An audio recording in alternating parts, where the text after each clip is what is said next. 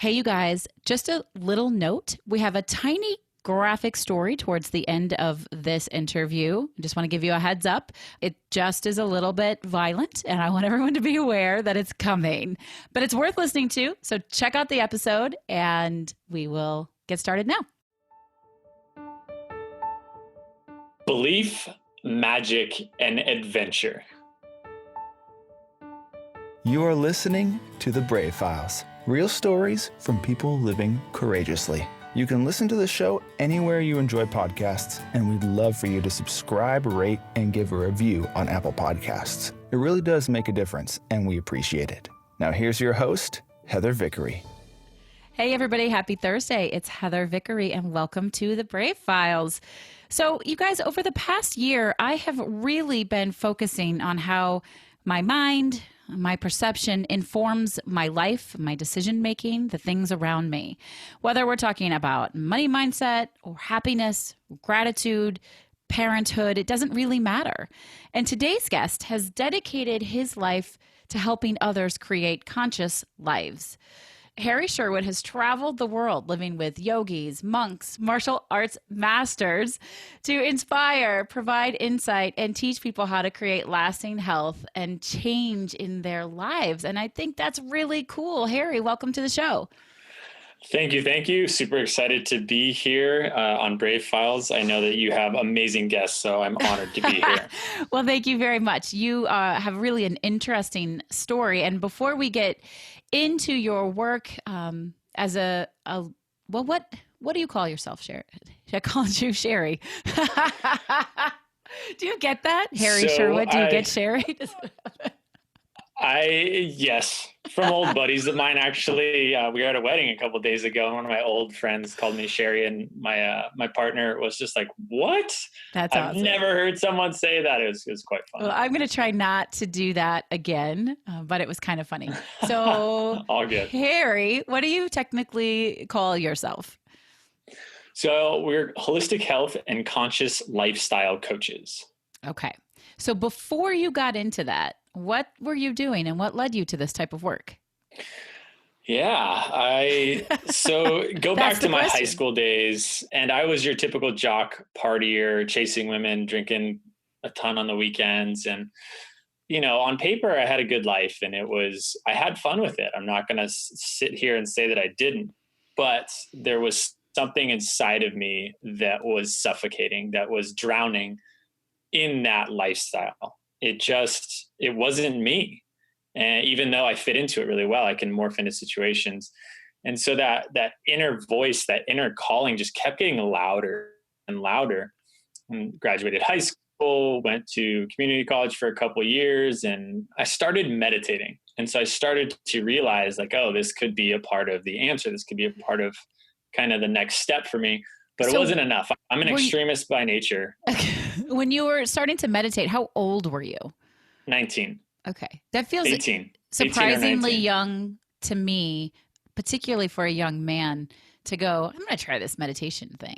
Right? Yeah. And it was more my mom growing up. She took me to what many people consider woo-woo chiropractors and love it. Whatnot. Your mom and I can be the friends. Alternative. Yes. The alternative approach to things. Okay. I was introduced to it. So it was more when I finally started doing it on my own, was around 18, 19. Gotcha. But I'd experienced it before.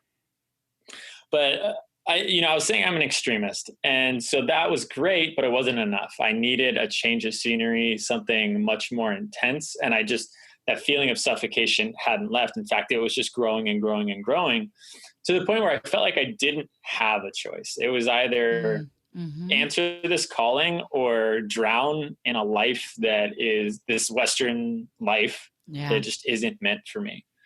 And so I finally said, okay. And I moved to China to study Tai Chi with the Shaolin monks. That's extreme. It's awesome, exactly. But it's definitely extreme. Exactly. And I went there for 4 months, and it was Tai Chi and Qigong, a lot of energy and motion, meditation and motion, as they call it. 8 hours a day of training. It was much more physical than what I was looking for. It was amazing, and it started my quest, my adventure. Okay. And then from there, I moved into an ashram, and that was back in the States. So I moved back to Southern California, and there was an ashram, which is like a yogic monastery where yogis and monks live, spend their time meditating and in service. And I was there for about 6 months. And that's when like the magic started to happen. That's when I found something that was the answer to what I was looking for. And living with those monks and diving deep within myself and asking deep questions, and the experience of spending hours a day in meditation and service and contemplation completely changed my life. It was what I needed. Was there a moment? Was there is there one you recall, like a light bulb where it all really came together, or was it a slow process? It's a bit of both. I mean, there was a lot of little things, but there are a couple moments in time that pushed me to really do it. So I had been going to Self-Realization Fellowship, which was founded by a yogi that came from India in 1920 out here in Southern California. And I had been going there, and that's where I learned meditation from. And there was one day that I went to, I mean, you could call it church, Sunday morning service. Sure. And the monk was up there giving his, talking about, I don't even know what he was talking about. I was hungover. I was so hungover that I was still drunk hungover, and I was miserable, but I went. And the only thing I remember about the entire thing was at one point during the speech, he looked directly at me and he said, "But you're the only one who can ever change your life. You have to make the decision." And it was just a God shot. It was just one of those moments that just bore through my soul. And it was like, all right, like I have to do something. Wow. I have to get out of this, because I was still partying but starting to meditate, and my toe was in the water, and I was like, no, I gotta dive head in. So that was one of those. I have a couple moments like that, but it was much more over time. The realizations sunk deeper and deeper and deeper, and then they started to change me. So this started with you understanding what it meant to have a conscious life, live a conscious lifestyle, and how did it transform into you building a business off of it? And what was the motivation behind that? I guess I'll just keep going on my story because it leads directly into that. All right, then. There you go. After the ashram, I transferred to the University of Michigan, and I got a religious studies degree with an emphasis in consciousness studies.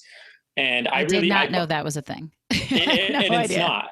It's not. And that's the funny part, is because they didn't even have a religious studies program there. Wow. I had to create it, apply it to the board of LS&A. They okayed it. Then I was able to put together everything in it was amazing. I got to travel abroad, and that counted for it. I did classes like mind, brain, and spirituality, psychology and spiritual development. It was truly an amazing time, very atypical. And so that kept pushing me down that road. Came back to California, worked for a little while. Then I went back to the ashram for another 5 months, and I was going to become a monk. I was going to be that was going to be my life for the rest of my life, because I loved it so much. It changed my life. However, I did not choose that. And the defining moment there was, if it's all the same, and I reached my goal either way, which is higher states of consciousness, right. Which is yoga means union in Sanskrit. It means union with higher self, with source. So that larger consciousness. If I can do that either way, I'd rather be in the world. I like being in the world. There's things I like about it. So I made that decision. And not long after that, I went back, I started teaching meditation, got back into sports performance coaching, because I was coaching high school football before I ever left for China. Okay. Started doing nutrition coaching. And so I started getting back into everything. And then I met my partner, Melanie McDaniel, who had her own background, completely unique from mine. She comes from the trauma world, PTSD, and she'd gone through her own journey of healing. And so when we came together, we helped each other continue to evolve, continue to live a conscious life. And then we started utilizing that in our coaching. And we started to see a lot of positive results there, because her background, my background, it's so much more dynamic when we do approach a client, and we do work together on most clients. And so we started coaching, and then we're like, hey, we should make a business out of this. It's who we are. It's our life. It's what we love to do, and we might as well throw a name behind it and start to build a community. Just put it out there. And how was it received when you first put it out there? You know, good for those who were in that space. Mm-hmm.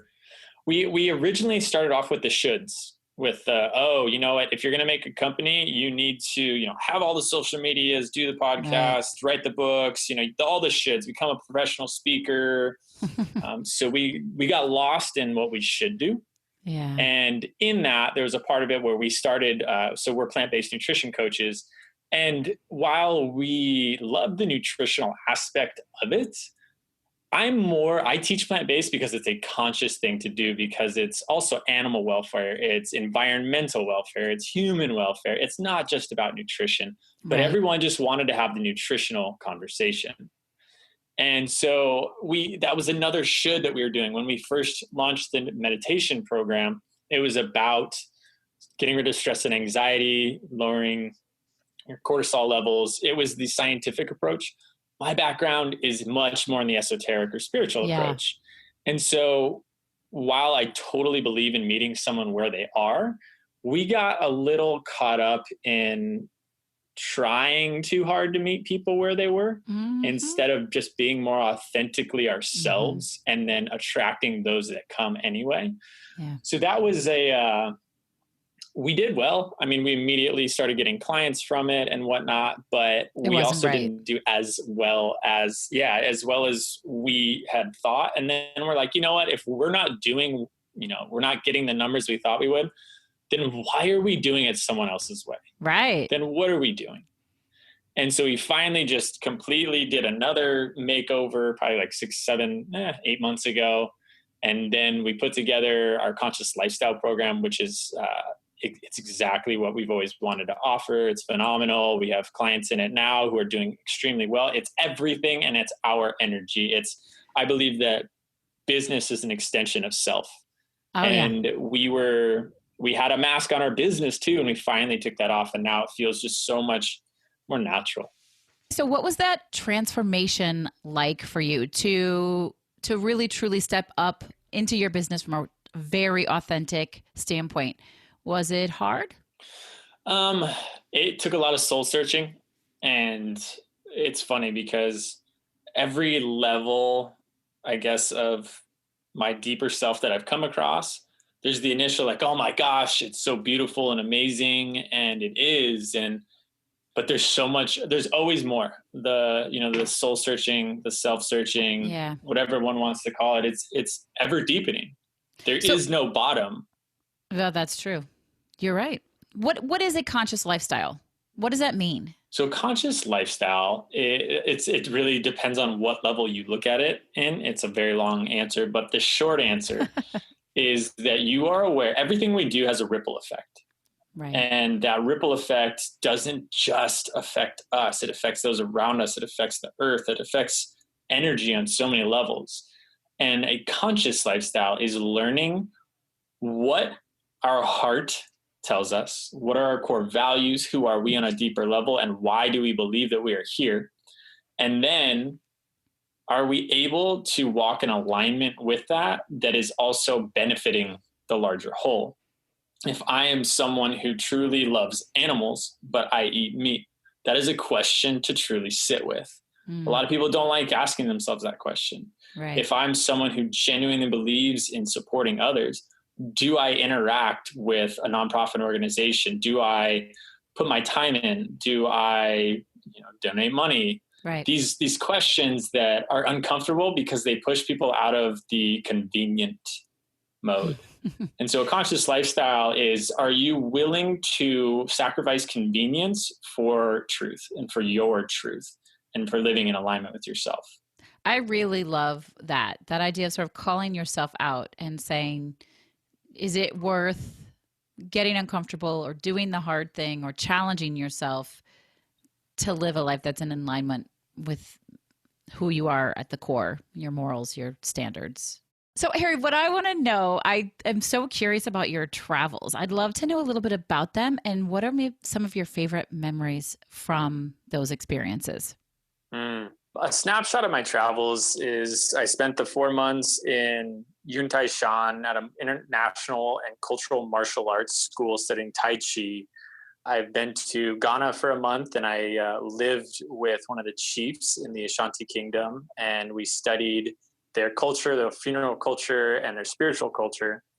I've been to Indonesia, traveling about, actually facilitating a group of college students to study the westernization and globalization and how it's affecting their culture, which the answer was quite sad to actually see in person what is happening.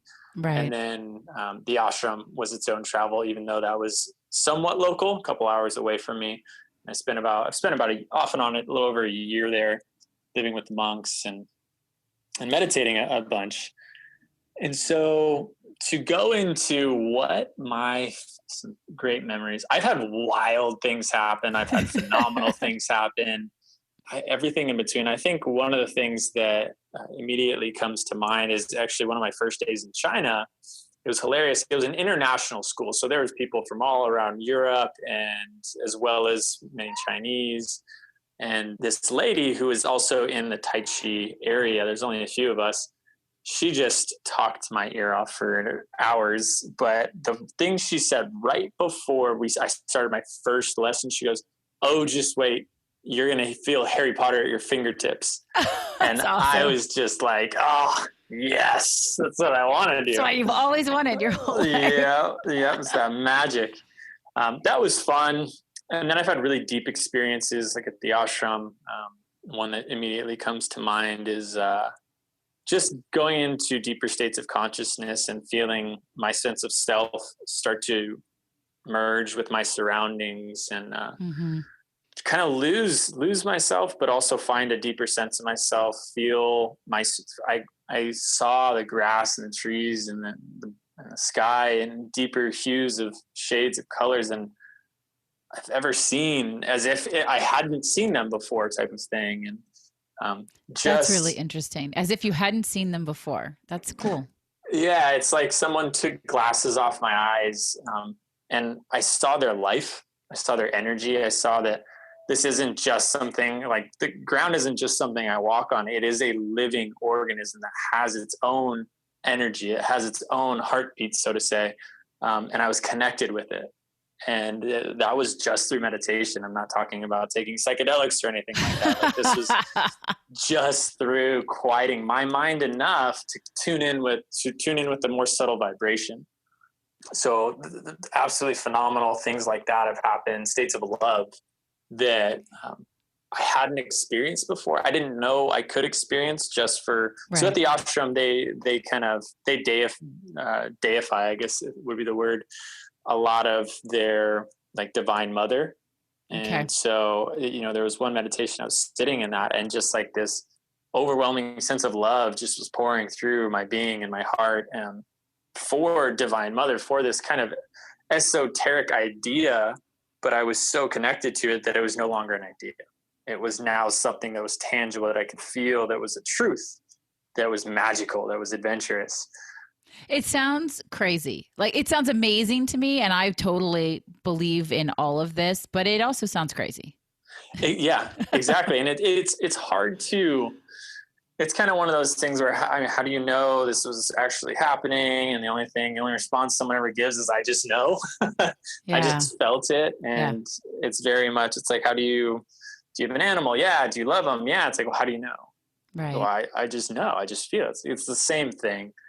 So, and, great experiences like that. I mean, also, honestly speaking about psychedelics, I've sat in a lot of plant medicine ceremonies with shamans who have, trained through whatever lineage to guide spiritual journeys through plants, through whatever, ayahuasca is something that is more people are talking about, mushrooms, and those have been phenomenal experiences, some dark ones as well. And then I've experienced, actually in Ghana, oh my gosh, this is one of the wildest things I've ever been a part of. Do I have time to tell a 5-minute story? Yeah, no, tell it. Bring it. So my professor was like, hey, we got a little extra time on the trip. Who wants to do, what do people want to do? And someone said, oh, we want to see the natural healing of the natives here.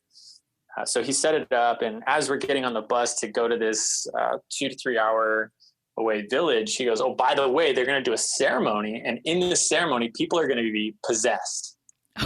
Wow. And I'm just like, the background music goes, and I'm just like, what? And I look around and it's as if no one heard him or no one cared. I was the only one who was like, wait, what? Like, what did you just say? He goes, yeah, possessed. The spirits will take over their bodies. And I don't know if no one believed him or what, but I was the only one who was like, what is about to happen? So we go and we show up. And the second we step off the bus, there's this line, this procession of people, and there's these drums, Ghanaian drums. They're really known for the drumming. Wow. In the background, just going deep, and just kind of like that primal percussion that's going on in the background. And there's 3 people covered from head to toe in just this white powder, and their eyes are bloodshot, and they're kind of just rocking, their bodies shaking up and down. And he's like, those are the ones who are possessed. So wait, what are you thinking and feeling as you see them? At that moment, I'm just kind of nothing. I'm just in this like state of presence of an observation. Yeah. It's as if my mind didn't know what to think. So it just shut off. And so we go and we sit down, and they kind of all go into this room. And then the first one comes out and they're dancing to the rhythm and kind of does some wild stuff. And all of a sudden just hits the floor and like kind of goes into a seizure. Whoa. And as this is all happening, the professor is explaining that this is how they communicate with their ancestors. And this is how they get guidance on times to plant crops, things to do with within the political system of that tribe. And this is one of the ways they do it. And so they run out and they grab this guy and they take him back in. The second one comes out and he's got a machete in his hand and he's just swinging it all about. And I'm just like, we're with 20 college students or 15 college students. And you can tell everyone's just anxiety is rising. Yeah. Like, were you terrified or were you? I personally wasn't. I was more like, I hope everything goes well. But I know that other people in my group were terrified. And so they're swinging it. He does some wild stuff, goes back in. And then the third one comes out. And this is when kind of everything kind of took a turn for the worse. Oh, my goodness. She comes out and she's shaking and she's dancing. And as she's coming up, this chicken runs in front of her. Oh. And she reaches down and she grabs the chicken and she bites its head off in front of everyone. And blood just squirts across the front row of students. And the closest woman or girl in my group was a vegan. Oh my God. She just went pale white, just went into shock almost. And so like blood splattered, landed on one of my friends, like right next to his eyeball. And this was when my professor was like, I think we should start to get out of here. And on our way out, someone else started throwing up from just being overwhelmed with things. And so we have one girl like pale white in shock, one girl throwing up, and we're just like trying to get out of there. The entire thing's going to go on for the next 12 hours. So it's by no means stopping because we're leaving. And it was just wild. It was wild. And it was one of those experiences where it was like, I'm glad that I experienced this extremely different way of life, but would I do it again? Probably not. Wow. I was so not prepared. I was so not prepared for that. Yeah. Now I have to put a little disclaimer. There's a little violence in this episode. Yes. Sorry about that. No. It's really, really interesting. Okay. But so what happens after that? When you get back on the bus with your professor, what's the processing that happens? Yeah, you really have to unpack something like that. And fortunately, unfortunately, the one who went pale white she was the one who was assistant to the professor and was meant to help unpack that. So there was a few of us who had, more or less some training or a lot of experience with dialogue and with unpacking things, which is actually the reason why I was hired to do that same position the next year in Indonesia. So we did, and we were able to kind of go into that and how people were feeling and make sure they had a space to feel the way they felt. But also gaining perspective on it. While my professor did explain some stuff to us, diving into just this cultural experience of another way of life and understanding that this is their practice and it is something that they gain a lot from, and it's been around for hundreds and hundreds of years.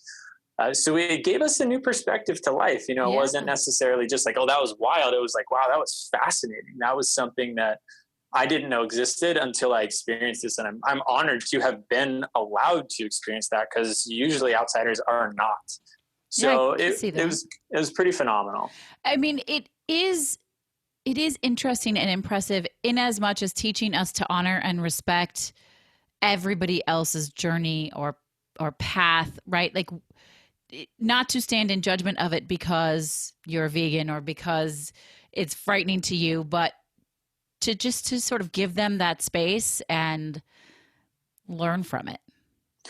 Yeah, absolutely. Absolutely. And it does get into the conversation of cultural relativism, meaning that, is just because a culture is different, is it relative how we treat people, humans, men, women, animals? And so it does bring up some stuff. This story, I haven't gotten into that conversation, but there are a lot of people who argue about women's rights in different cultures. And do you respect the culture and that's been around for hundreds or thousands of years? Or do you respect the humanity of that woman and her own rights? And, what are the rights? And is it a country who chooses that? Or so there's a larger conversation to be had.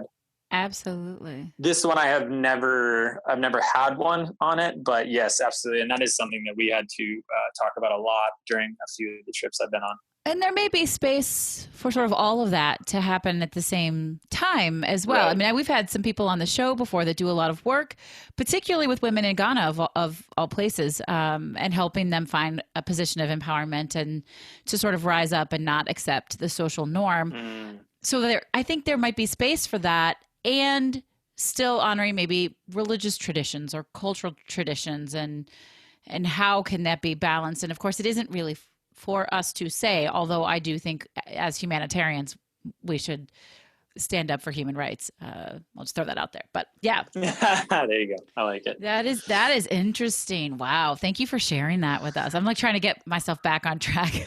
Yeah, that was kind of off the beaten track there, but it was, okay. I like it. It what all this, I mean, in the end, telling all those stories, it gave me perspective. Yeah. And I understand so much more about myself from traveling, and from not just traveling in I traveled and I stayed in some nice hotel for a week and I just enjoyed my surroundings. While there's value in that, this was much more, I lived in the culture. I studied their spiritual cultures and the artistry and whatnot. And it helped me grow as an individual. There are so many gifts in travel. I've said that before on the show. Obviously, when you're completely immersed in a culture, that's an even different experience. But just traveling outside of your home community and learning what other people experience and trying to get outside of yourself, there's just so much. Talk about consciousness, right? And recognizing that we often live our lives with these blinders on, with very little knowledge of what's happening around us. And I appreciate that you're moving past that and helping other people move past that. If you were to give our listeners one piece of advice on how to begin a journey towards a conscious lifestyle, what would it be? Find you. Find what works for you. Everyone talks about what's right and what's wrong. I don't believe in that. I believe in what's right and what's wrong for you. What does that mean? So, there's the right way to run a business. There's the right way to be spiritual. There's the right way to find yourself. There's the right way to live a purposeful life, or not. Right. There's a right way for you. Yeah. And a lot of people fall into the personal development trap, which is, whether they go to some Tony Robbins seminar or whatever it is, and these seminars are great. They break you out of your shell. There are a lot of breakthroughs. They're amazing. But then we come home 2-3 weeks later and we start to lose that steam. And it's like, what happened to that breakthrough? And there's different reasons for it. But one of the reasons is because while it was a breakthrough, was it fully you? Was it your energy, or was it a hypermasculine energy that you were just falling into because that was the energy of that space around you? Yeah. So be comfortable in who you are, but you have to learn who you are first. And so asking the questions, finding out, well, who am I when the lights are off? Who am I at my core? What do I stand by? If I have, what are my unbreakable values? What will I not do no matter what? And what would I like to start doing more of? Really unpack who you are, because when you find, it's what we call the true north at Consciously. When you find your true north in life, because it might be different than mine, then you can start to understand, well, how do I build a lifestyle around this? And how do I support people in this way? And sometimes that takes a while. Sometimes you have to do the wrong thing in order to realize that it's just something you don't want to do. Absolutely. And that's a part of the journey. Yeah. And so that would be my advice is find out who you are and what you love first. Yeah.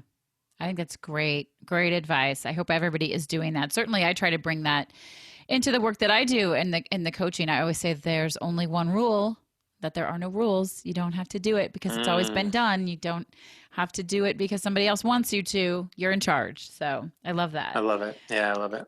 Harry, how do you stop and honor the successful moments and celebrate? How do you celebrate? That's a good question. I think honestly in that moment, that is just being present. I'm a huge proponent of presence practice and just being there for life. So often we're caught in the past, the future, which cause stress, anxiety, sadness, depression, all these things. And while I don't actually believe those things are negative, I think they're just natural feelings. They often come from the mind jumping ahead or going back. Yeah. And if I'm just present with this moment is completely magical, all on its own. And the more I'm in the moment, the more I honor the moments that have come and that are yet to come. It's its own inclusive process. So the more that I don't feel lack when I'm not at the top of the mountain, or the more I feel whole, even though I'm in the deepest ditch, I'm honoring my entire journey in that moment. So it's really a practice of presence for me that brings the honor to what I do. I love that. I actually, last winter, I had the words "Be Here Now" tattooed on my inner wrist. Love it. Yeah, right. As a visual reminder for me to stop and stay here. And it's been interesting. My mom is super anti-tattoo, and she goes, "Why would you spend? I think it's a giant waste of money. Why would you do that?" And then she saw it, and she's like, "You know what? I kind of like that." Like, thanks. And people notice it. I don't notice it as much. It still does what I need it to do, because when I need to notice it, I do. But you get used to the things on your body in a way, and they just become as is. But people will grab my wrist all the time and say, "What does this mean?" And it's fun to have an opportunity to tell them what it means to me and why it's valuable to me. And just what you said about staying right here instead of moving around into all of the other places our mind can go. So I love that. Thank you for sharing that with us. Absolutely. It's a beautiful practice, and I love that you got a tattoo. That's cool. Thank you very much. I'm pretty happy with it. So as we get ready to close the episode, I'd love for you to let us know sort of how we can reach out to you, and again, consciously, other than get to know you, like one little thing. Is it a moment of quiet? Is it a moment of gratitude? Just a little tip to take away, and then how people can reach out to you. So the tip to take away is my favorite quote, and I've kind of adapted this from another quote, but it's, "You are the one that you've been waiting for." Yeah. Often we wait for Superman or Superwoman to come into our life and to guide us to our top of the mountain, but it's you. You're the one you've been waiting for. If you want to change your life, do it. Do it. You have permission. Give yourself permission to be the person you want to be. I have that conversation with clients all the time. You don't need my permission, but if you want it, you've got it. Go ahead. Yeah. Do whatever you want. I would honestly say that 80+% of the clients that we have, that is a part of the conversation, is they just need to give themselves permission, or they need permission to not have to be stressed, to not wear stress as a badge of honor, to dive deep spiritually, to follow that inner voice. It's okay. Like, you can do it. It's your life. And just that permission is so big. It is. Yeah. How can people reach you? Consciously.org. There's the contact us page. We directly respond to that. On that page, there's a booking link to my booking link, to my partner's booking link. We do free 30-minute consultations. If you just want to take that time to talk and get to know each other, beautiful. Sounds great. We do love connecting with people, even if it's just hey, heard you on the Brave Files, just wanted to reach out, or whatever it is. We just love connecting with humans. I love that you say that, because that's what I say whenever I'm a guest on somebody's show is there's a link on my website, my Facebook page, to just talk to me. And that's cool. I love to talk to people. I love to connect. So I love that you do that. Yes. I mean, it's great. And you know that it's great. And it's when you find someone who's of a like energy or like mind, it's powerful, and it's worth creating, if nothing else, a conversation, if something more, a relationship out of it. Yeah, absolutely. So as we come to the close of the show, I get to ask my favorite question every week, and that is, what is your favorite charitable organization to support? So mine is called One Life Fully Lived, and it's an organization based out of Sacramento, California, but they do kind of have a larger reach out. And what they do is they go in and they help inner city youth to create a dream, and they call it Learn It, Plan It, Live It. So what is their dream? They give them permission to have a dream. A lot of these kids have never had that permission. Then they start to plan it out. They have a full day called Dare to Dream seminar where they go in and they have them start to plan out their dream. And then they give them tools to be able to start walking that and living that. And they have these kids, some of them get mentors, some of them come back to these seminars that they do and whatever or not. But it's called One Life Fully Lived. And it's absolutely amazing. Very cool. My buddy Tim runs it, and he is a phenomenal human being. That is awesome. You guys, I ask this every week, but go check them out. Find their Facebook page, find their website. The links are all in our show notes. And if you have something to give, whether that's time or money or resources or connection, please do that, because we are working together to build a healthier, happier, a more conscious community and world of people. Harry, would you share your 3 words with us one last time? Yes. So belief, magic, and adventure. And the reason I chose those is because it was my belief in magic that made my life adventurous. Nice. I like that very much. It sounds like you have had quite an adventurous life, and you've tapped into your inner Harry Potter, which is pretty cool. And also your inner Sherry. We know she's in there somewhere. Yes. Oh, I've got plenty of the feminine energy going on. I've meant no insult in that in any way, shape, or form. I love it. I'm just going back to my little verbal slip there earlier. Harry, I loved having you on. The reminder to get to know ourselves and to honor that and to put that out into the world in a really intentional and conscious way is such a gift. And I appreciate you sharing that with me and all of my listeners. Well, I appreciate you having me on, and it's shows like this that raise the consciousness and the energy of the world, which we're in dire need right now. So I honor you for having created this, because it makes a ripple effect, and it does beget change, and that's powerful. It's really powerful work you're doing. Thank you so much for that. I appreciate it. All right, everybody, that's all we have this week. I love having you on this journey with me. Please remember to subscribe, rate, and review the show wherever it is you listen to podcasts, and share it with people so we can continue to enlarge this community and this awareness and this consciousness of our lives and being together as a human body of people. I am here, as always, to remind you to choose bravely. See you next week. This episode is brought to you by Audible. Audible content includes an unmatched selection of audiobooks. Check it out for yourself and get your 30-day free trial, including 1 free audiobook. Simply visit audibletrial.com/thebravefiles and voila, free audiobooks. What could be better than that?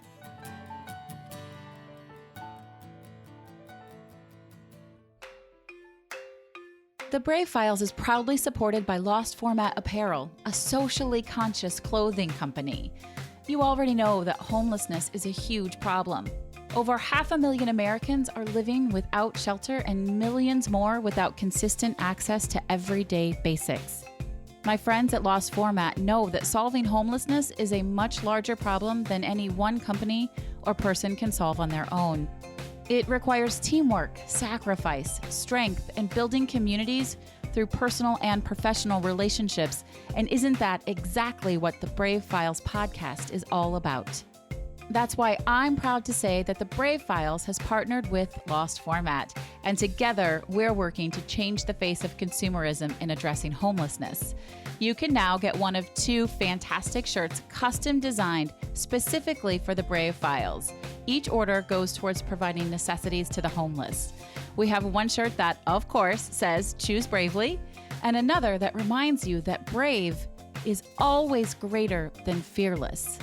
Head on over to vickeryandco.com/store to see both beautiful shirts and to check out the entire product line from Lost Format. All of their stuff is super soft and comfortable and has an amazing fit. Use promo code BRAVE to get 10% off of your Brave Files custom t-shirts. And if you have an order over $30, your shipping is free. I choose bravely to take the plunge to help solve homelessness. Are you with me? Thank you for listening to The Brave Files. Be sure to visit thebravefilespodcast.com to access the show notes and discover fantastic bonus content. Music composed and produced by Matt Lewis of Union Music, LLC.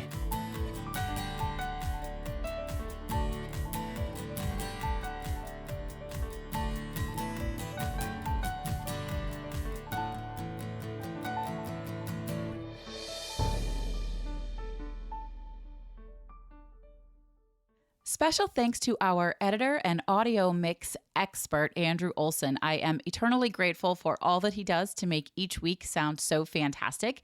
You can hear more of Andrew's work at findandrewolson.com.